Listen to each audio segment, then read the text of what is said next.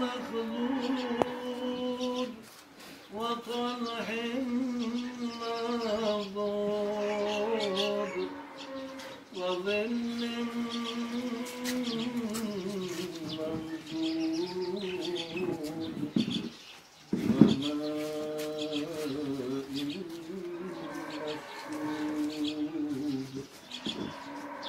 وفاكهة كثيرة لا مقطوعة ولا ممنوعة وفرش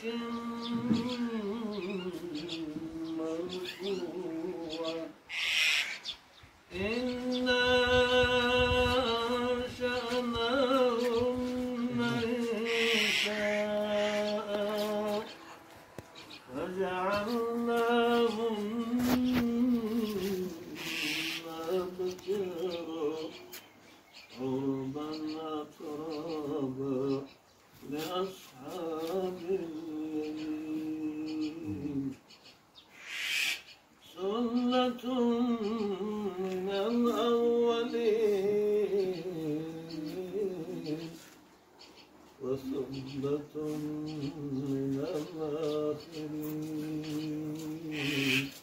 سبحان ربك رب العزة عما يصفون وسلام على المرسلين والحمد لله رب العالمين.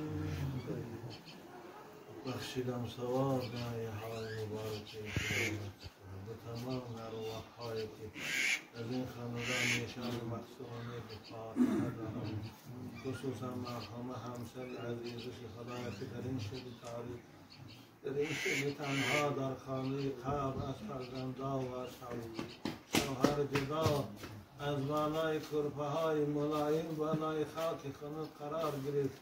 خدای او را از این اصحاب یمین گردان و از این نعمت هایی که برای اصحاب یمین خدای وعده کردی مرحوم مادر عزیز را با نصیب گردان.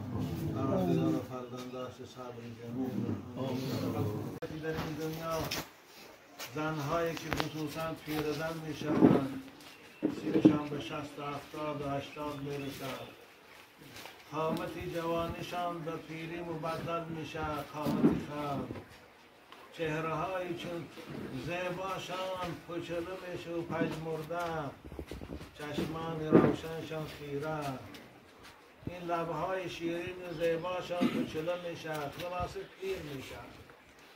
اما با ایمانی با خدا، با یاد خدا، با محبت خدا و پیغمبر خدا و دوستدار خدا، اما با زبان، با ذکر و با تلاوت قرآن، وقتی که از این عالم وفات بکنن سفر آخرت میکنن، در روز قیامت که زنده شدن بعد از مرگ حق است. خدا قرآن رو وعده کرده است کما بدأکم تعودون. این مادرای خسته و ناتوان و پیر از قبر که میخیزند، در نزد دروازه بهشت دو حمام هست، به اصطلاح امروز بگویم دو چشمه است. از یکی می نوشند، از دیگر غسل میکنند. از این حمام که برآمدند مانند ماه خوشرو میشوند. انشأناهن انشاء. خدا میگه بار اول که اینها را من دوشیده کردم، 16 ساله و 15 ساله کردم، مثل گل نو شکفته زیبا و خوشبو بودن، آنجا هم با زیباشم میکنم، خوشروشم میکنم، آنجا هم مثل ماه باری خوشرو میشن. 16 ساله میشن، حدیث صحیح رسول اکرم دوشیده میشن، عروبا اترابا، شوهر دوست میشن. اونجا شبهشن مخصوص با خرسن میشه، وقتی کمپیر که میبینه رنگ ماه خوشرو، خودش از او خوشروتر، او از این خوشروتر. در بهشت آینه نیست، مفسرین کرام میگویند. در بهشت بهشتی ها مرد و زن در چهره یکدیگر خوشانه میبینن و رخسارهاشان ساز میکردن. انا انشأناهن انشاء. ولی عزیزی من همون خدایی که بار اول این دخترکای خوشرو رو در کوچه میبینه رنگ گل باره شکفتی سادیان پیدا کرد، ان همون خدا این مادرای صالحی با طاعت از نو پوشیدشان میکند، از نو جوان دختر میکند، از نو خوشبو خوش سخن شیرین سخنشان میکند، شوهر دوست میکنه. شاید این دنیا دو بین زن شوهر ناراحتی هست، خصوصا ما ایشانو دو زندگی هستیم گاهی ناراحت هم میشه و مادر خوب اینو ما تجربه خودم میکنیم. شاید این مادر عیاد خوب باشه این تو نرشت داشته اما بیرشت نمیشه اگر داشته بودن. موجود عروبا معناش که شوهر دوستن، رشک ندارن، اطرابن همه همسین لاصحاب الیمین. خدا میگه این زیبا خانم‌ها رو من برای بندگان با ایمانم، برای باشندگان طرف راستی بهشت آماده کرده است.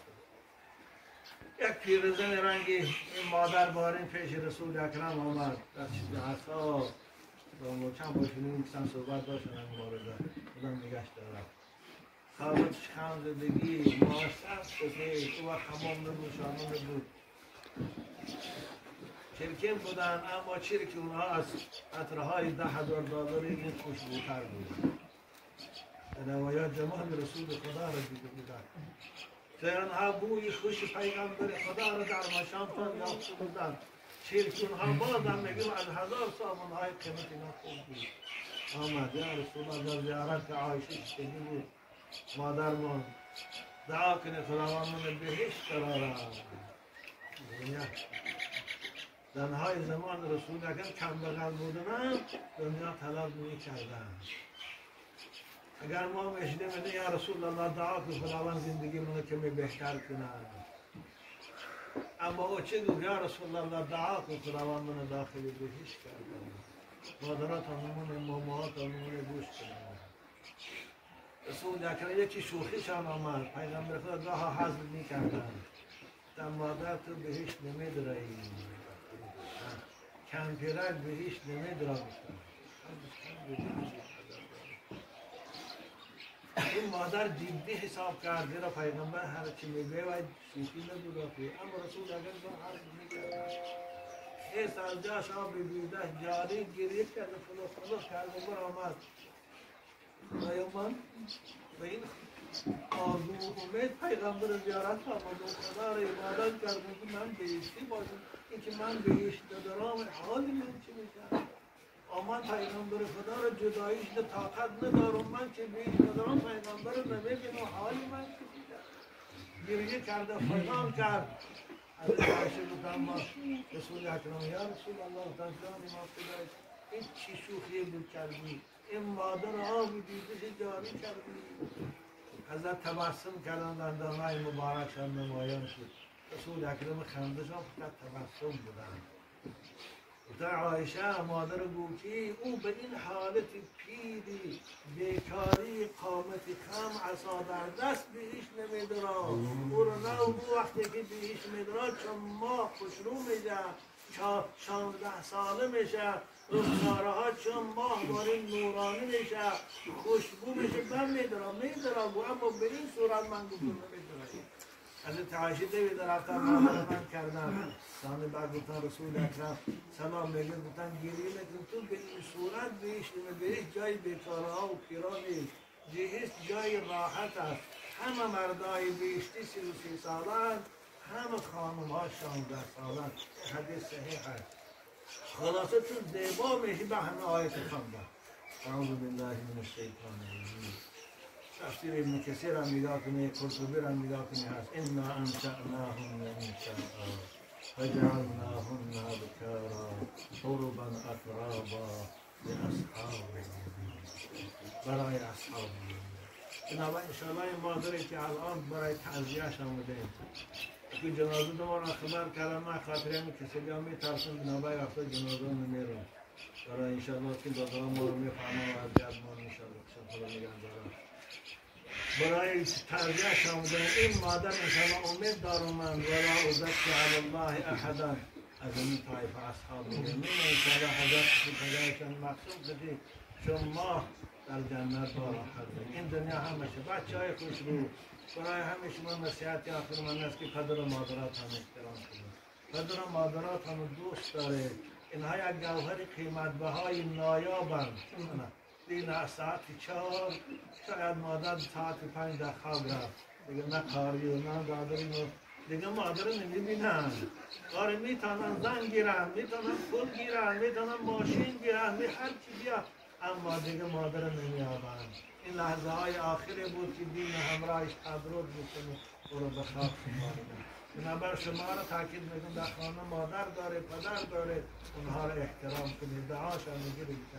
دعای پدر و مادر سبب بهشت در آمدن شماست. دعای پدر و مادر سبب سعادت همین دنیاتان است. دعای پدر و مادر سبب خوشبختی تان است. انشاءالله شما آینده خوشبخت میشه، فرزنداتان دوستان میداره، بخواه به شرطی که شما امروز پدر و مادری خسته و ناتوان دوست داره. یک دعای او که شاید صد گره خیز و مهرش را بدی جای دعاتون قرار دیگر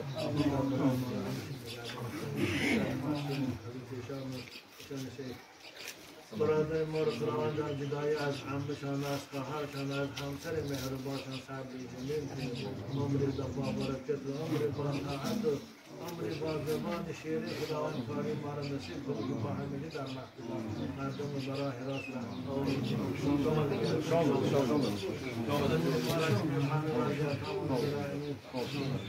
والله این با من این کسی بیاد اکشلات اومده خیلی آدم کسال شده محمودان هم کسال شده خیلی آدم کسال شده برای همون نمیرم باید با سلام هم بلیدی بعد رفعه کردن هر حال ما بکتر که بچه که باشه اینه بزنه که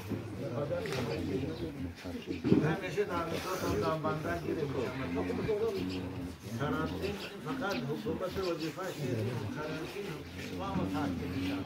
پیغمبر خدا را تحکیم می‌شد. که من مظلوم فرارش می‌شد. این بدبخت با همه هوای دهنم نمی‌ذاره میگن. این همون شرفا که هم نمی‌ذاره میگن. خوب یک آدم سلامتیش به قوت است، باید شاید باش هم تاثیر نداره. اما بعضی آدمان خسته رنگی ماده اندر چیزی تاثیر نداره. باید میگم که میره جای علمدار باشه.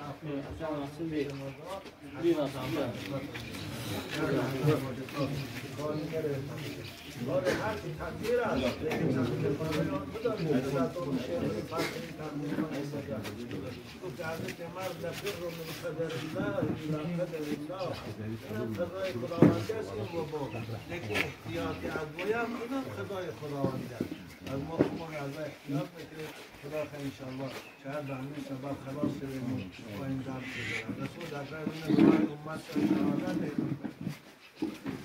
سبب اساسی این بلا گناه است، فساد جامعه است، فساد انسانیت است. ببین خطای امریکا و اروپا فاسد شدن، برزیل اگر شما تلویزیون را تماشا کنید لبای اوکیانوس به اکسکواتور قایم ایستاده. زیرا از برزیل یک فاسدتر مکان در روی زمین نبود. کرنوالی که دال دنیا رو لوچ میکنن همیشه در اونجا هر سال 2 بار 3 بار میشه. هر باره که من میدیدم دعا میکنم خدای اینو به زمین فرو بر الحمدلله بردی ساده. این از سبب شومی گناه میشه. وقتی که شما بازگشتی به خدا کنه استغفار کنه انشاءالله خداوند این دعا این بلا رو دفع میکنه. نبر رسول اکرم دیدن طاعون برای امت من شهادت است، برای فاسق و کافرها عذاب است. و همون جمهوری مردم پاکستان ما را خدا یاد سلامت باشید. اگر می‌بینید یعنی حساب بوده محمد